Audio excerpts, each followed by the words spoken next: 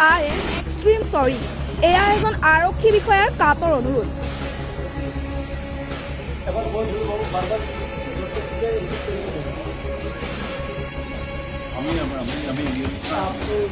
আজি পুৱতি নিশা থানাৰ ভিতৰতে ক্ষমা খুজিছে নগাঁও জিলাৰ কঠীয়াতলী পহৰা চকীৰ ভাৰপ্ৰাপ্ত বিষয়া হেমচন্দ্ৰ মহন্তই।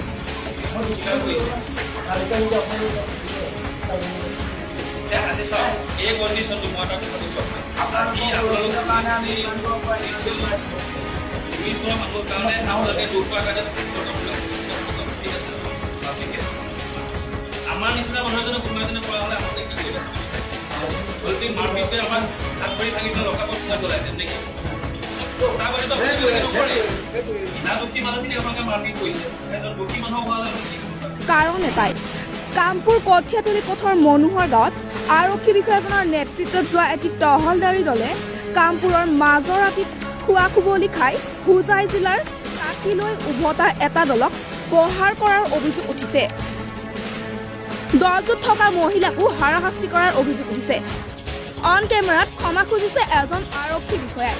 ঘটনাটো পুনৰ নগাঁও আৰক্ষীৰ বিৰুদ্ধে অভিযোগ উঠিছে। জিলাখনৰ কামপুৰ আৰক্ষী থানাৰ অন্তৰ্গত কঠীয়াতলী পহৰা চকীৰ বিষয়া হেমচন্দ্ৰ মহন্তৰ লগতে এদল আৰক্ষীৰ বিৰুদ্ধে। জানিব পৰা মতে হোজাই জিলাৰ ১ নং কাকিৰ বেঙেনাআটি গাঁৱৰ কেইজনমান লোকে কামপুৰৰ মাজৰ ৰাতি গাঁৱত খোবা খুবলি খাবলৈ আহিছিল।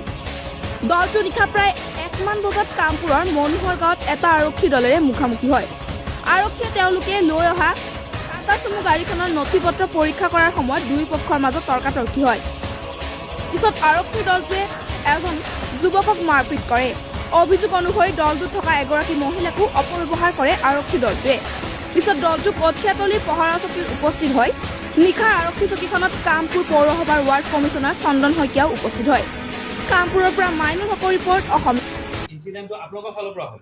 কথাটো হ'ল কি কাকিৰ পৰা এটা টিম আহিছিলে, তেওঁলোকে খুবা খুবি খাবৰ কাৰণে কামপুৰ মাজৰতে হ'ল। তেওঁলোকে তাত ভাত খালে, খাই কৰি তেওঁলোক ৰিটাৰ্ণ হ'ল। ৰিটাৰ্ণ হোৱা অৱস্থাত আপুনি বাটতে কিবা তেওঁলোকক লগ পাই অপদস্থ কৰিছে, মাৰপিট কৰিছে। কাৰণটো কি তাৰমানে? যদি কিবা তেনেকুৱা ইনসিডেন্ট হৈছে তাৰ কাৰণে ক্ষমা বিচাৰিছোঁ। ইনসিডেন্টটো কি হ'ল সেইটো কওক। সেইটো মই গম নাপাওঁ, মই ডিটেইলছটো চাই ল'ব লাগিব। আপুনি স্পটত আপুনি আছে, আপুনি থকা অৱস্থাত আপুনি আইচি হয়। তে আপুনি অন ডিউটিত থকা সময়ত এই ঘটনাটো কিয় হ'বলৈ পালে? কিয় কাৰণটো কি তাৰমানে? তাৰ কাৰণে মই এক্সট্ৰিমলি সৰি। চৰিটো যে কৈছে আমি মানিছো, কিন্তু কিহৰ কাৰণে হ'ল ঘটনাটো কথা কওক। আপুনি কিয় কৰিলে তাৰমানে? এই ঘটনাটো কিয় হ'ল তাৰমানে? আপোনাৰ আগতে হৈছে ন? কিয় হ'ল মানে কওকচোন। আপুনি স্পটত থাকোতে হৈছে ন? আকৌ পিছলে কথা নাই। আপুনি ঘটনাটো কি হৈছিলে, কিয় হৈছিলে সেইখিনি আমাক তেওঁলোকে কি অসুবিধা কৰিছে? মেম্বাৰ আছে গোটেইকেইজনক হয়তো কোনোবাই কিবা কাৰণত এগ্ৰেছিভ। আমি তেওঁলোকৰ মেম্বাৰ নহয়, আমি ৰিপৰ্টাৰ হয়। হয় মানে তাৰমানে যিখিনি হয়তো গাড়ীত মেম্বাৰ আছিলে পেচেঞ্জাৰ, কোনোবাই হয়তো কিবা এগ্ৰেছিভ হোৱাৰ কাৰণে মই এগ্ৰেছিভ হৈ কিবা এটা ক'লোঁ, তাৰ কাৰণে মই এক্সট্ৰিমলি সৰি। নাই চাওক, তেওঁলোকক কিবা কৈছিল নেকি? আপোনালোকক বেয়া কথা কৈছিল নেকি? পেচেঞ্জাৰৰ কথা মই কোৱা নাই। যিজন ড্ৰাইভাৰ আছিলে তেখেতক যিটো ফৰ্মেলিটিৰ কাৰণে তেখেতক মই ড্ৰাইভিং লাইচেঞ্চ বিচাৰিছিলোঁ, ডকুমেণ্টছটো বিচাৰিছিলোঁ। আপোনাক দেখাইছিলে নাই? আপোনাক দেখাইছিলে নাই? ড্ৰাইভিং লাইচেঞ্চ আপোনাক দেখাইছিলে নাই? মোবাইলত দেখাইছিলে। কোন ড্ৰাইভাৰ মাৰিছিল? আপোনাক ড্ৰাইভাৰজনে লাইচেঞ্চ দেখাইছিলে নাই? মই একচুৱেলি এজেক্ট বস্তুটো পাহৰিছোঁ।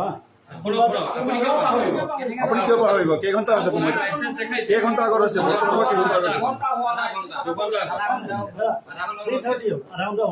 এতিয়া 2 ঘণ্টা ওপৰত হ'ল বুলি কৈছে। 2 ঘণ্টা ওপৰত হ'ল। আপোনাক লাইচেঞ্চ দেখাইছে? ড্ৰাইভাৰ কোন ছিল? আচ্ছা আপোনাক লাইচেঞ্চ দেখাইছে, মোবাইলত ফটো তোলা হৈছে, লাইচেঞ্চ দেখাইছে, আপুনি সেইবিলাক চব বাদ দিয়ক। এতিয়া চাই লয় যদি দেখুৱা যায়। এতিয়া চোৱাটো বাদ দিয়ক আপুনি, এতিয়া চোৱাটো বাদ দিয়ক। কথাটো হ'ল চব কপি কৰি আপুনি ফটো তুলি লৈছে।